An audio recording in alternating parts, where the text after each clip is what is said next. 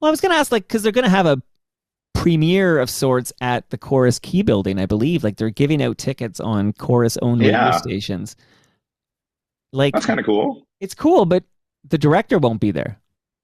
No, director has not been asked to be there either, though. Right. Director never said no, never asked. Now But that could but be you of my that's issues with Highball, but that's yeah. okay, but there is definitely something here. So when we see the version that airs, and we haven't seen the version that'll air, if it is like we don't know, we're speaking about a hypothetical here, but I'm wondering how different it will be from the 60-minute cut you shared with me, and I'm wondering if it's too different. And again, it may not be different at all. I don't know. But how And it could different? be better. I don't Well, know. but at what point? It's sort of like if you have a ship and then you change it part by part, and then at some point Oh, there's no is it original still the parts, ship? right? Yeah. Is it still my movie? Yeah.